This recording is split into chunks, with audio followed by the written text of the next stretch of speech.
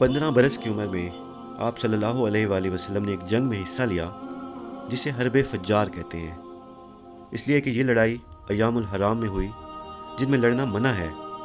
قریش اور بنی قیس کا آپس میں مقابلہ تھا۔ اگرچہ قریش سچائی پر تھے تاہم آپ صلی اللہ علیہ وآلہ وسلم نے کشت و خون میں حصہ نہ لیا۔ آپ صرف دشمنوں کے پھینکے ہوئے تیر اٹھا کر اپنے چچاؤں کو دیتے اور لڑائی کا خاتمہ بالآخر صلح پر ہوا۔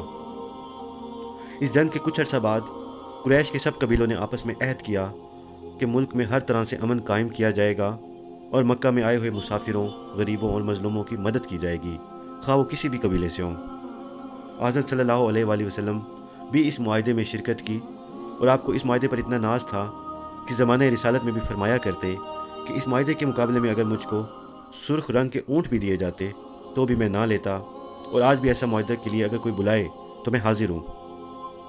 اس معاہدے کا نام حلف الفضول رکھا گیا۔ اس کی وجہ ایک دفعہ پہلے بھی بنی جرم کے 3 سرداروں نے ایسی تحریک شروع کی تھی اور ان تینوں کے ناموں میں لفظ فضل مشترک تھا، اس لیے حلف الفضول ان کے ناموں سے ان کی یاد تازہ کی گئی۔ خلق خدا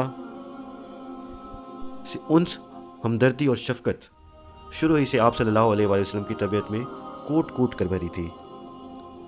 شرک اور جاہلیت کی رسموں سے سخت نفرت تھی۔ جھوٹ بولنا کسی حالت میں گوارا نہ تھا۔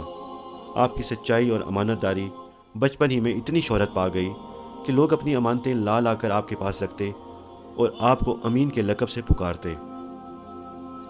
جوان ہونے پر آپ صلی اللہ علیہ وآلہ وسلم نے اپنی معاش کے لیے تجارت کا پاک اور آبائی پیشہ اختیار کیا اور اس سلسلے میں شام، بصرہ اور یمن کے متعدد سفر کیے۔ ہمیشہ معاملہ کی صفائی اور ایمانداری کو مد نظر رکھتے ہوئے اپنے عہد پر قائم رہے۔ آپ کی دیانتداری کی شہرت سن کر خاندان قریش کی ایک باعزت اور دولت مند بیوہ حضرت خدیجہ رضی اللہ تعالیٰ عنہ نے، جن کا کاروبار بہت وسیع تھا، آپ سے درخواست کی کہ ان کا تجارتی مال ملک شام سے لے جا کر فروخت کریں۔ آپ صلی اللہ علیہ وآلہ وسلم نے منظور فرمایا اور اس قدر محنت اور دیانتداری سے کام کیا کہ بہت زیادہ منافع ہوا۔ واپسی پر حضرت خدیجہ رضی اللہ تعالیٰ عنہ کے غلام مسیرہ نے، جو سفر میں آپ کے ہمراہ تھا، حضرت خدیجہ رضی اللہ تعالیٰ عنہ سے حضور کے اوصاف جو اپنی آنکھوں سے دیکھے تھے بیان کیے۔ حضرت خدیجہ رضی اللہ تعالیٰ عنہ نے پہلے ہی حضور صلی اللہ علیہ وآلہ وسلم کی بہت تعریف سنی تھی اور اب مسیرہ کے بیان سے اس کی تصدیق ہو گئی۔ ان کو کسی ایسے شریک زندگی کی ضرورت تھی جو مخلص اور امین ہونے کے علاوہ کاروبار میں بھی ان کی مدد کر سکے، اس لیے فوری اپنی لونڈی کو بھیج کر آپ صلی اللہ علیہ وآلہ وسلم سے نکاح کی درخواست کی، جسے آپ نے قبول فرمایا، اور آپ کے چچا ابو طالب نے حضرت خدیجہ رضی اللہ تعالیٰ عنہ کے چچا سے مل کر مناسب انتظام کے ساتھ شادی کروا دی۔ نکاح کے وقت حضور صلی اللہ علیہ وآلہ وسلم کی عمر مبارک 25 سال تھی اور حضرت خدیجہ رضی اللہ تعالیٰ عنہ کی عمر 40 سال۔ آپ صلی اللہ علیہ وآلہ وسلم کی تمام اولاد سوائے ایک بیٹے کے حضرت خدیجہ رضی اللہ تعالیٰ عنہ سے ہوئی۔ شادی کے بعد آپ نے تجارت شروع کر دی اور اطمینان سے زندگی گزارتے رہے۔ 35 سال کی عمر میں آپ کے حسن تدبیر سے عرب میں ایک جنگ ہوتے ہوتے رک گئی۔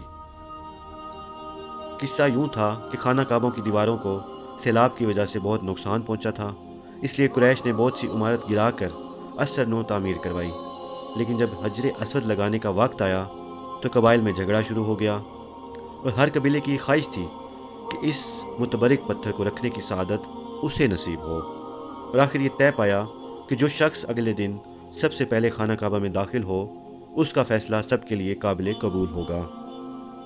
اور اتفاق سے آپ صلی اللہ علیہ وآلہ وسلم سب سے پہلے تشریف لائے۔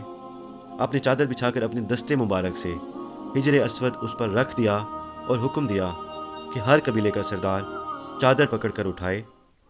اس فیصلے سے سب خوش ہو گئے اور لڑائی رک گئی۔ جن لوگوں کو اللہ نبی بنا کر بنی نوح انسان کی اصلاح کے لیے بھیجتا ہے، انہیں وہ وحی کے ذریعے اپنے احکام بھی بھیجتا ہے تاکہ وہ گمراہ لوگوں کو سنائیں۔ حضور صلی اللہ علیہ وآلہ وسلم پر 40 برس کی عمر میں وحی نازل ہوئی۔ آپ اکثر کھانے پینے کی کچھ چیزیں ساتھ لے کر مکے سے باہر غار ہرا میں چلے جاتے اور اللہ تعالیٰ کی طرف دھیان لگا کر مراقبہ میں پڑے رہتے اور اس کی عظمت و بزرگی پر غور و فکر کرتے۔ دل میں ایک تلاش اور جستجو تھی جو ہر وقت بے چین رکھتی۔ حتیٰ کہ بعثت کا وقت قریب آیا تو پہلے آپ کو سچے خوابوں کے ذریعے قدرت کے اسرار معلوم ہونے لگے، اور پھر ایک روز جب آپ حسب معمول غار ہرا کے اندر مراقبہ میں تھے تو غیب سے فرشتہ وہی لے کر آپ صلی اللہ علیہ وآلہ وسلم کے سامنے آیا اور کہا کہ پڑھ۔ آپ نے فرمایا میں پڑھنا جانتا ہی نہیں۔ فرشتے نے آپ کو زور سے سینے سے لگایا اور پھر کہا پڑھ۔ آپ نے پھر وہی جواب دیا۔ 3 بار ایسا ہوا، حتیٰ کہ فرشتے نے یہ ساری آیت پڑھی، اقرا بسم ربک الذی خلق، یعنی اپنے پروردگار کا نام لے کر پڑھو جس نے تمہیں پیدا کیا۔ آپ صلی اللہ علیہ وآلہ وسلم نے آیت دہرائی اور پھر فرشتہ چلا گیا۔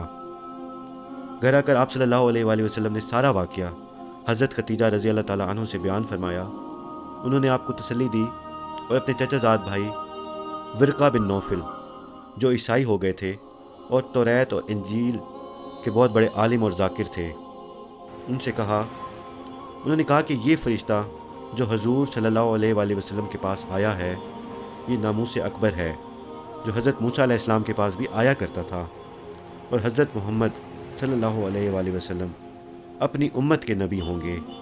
قوم انہیں جھوٹا کہے گی، دکھ دے گی اور یہاں سے نکال دے گی، لیکن انہیں چاہیے کہ ہر حال میں ثابت قدم رہیں۔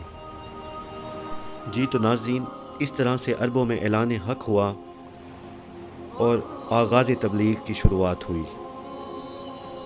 کیونکہ مکہ کے لوگ مدتوں سے شرک اور بت پرستی میں مبتلا تھے اور اسلام کے ایک نئے دور کا آغاز ہوا۔ یا حیو یا قیوم برحمتک استغیث۔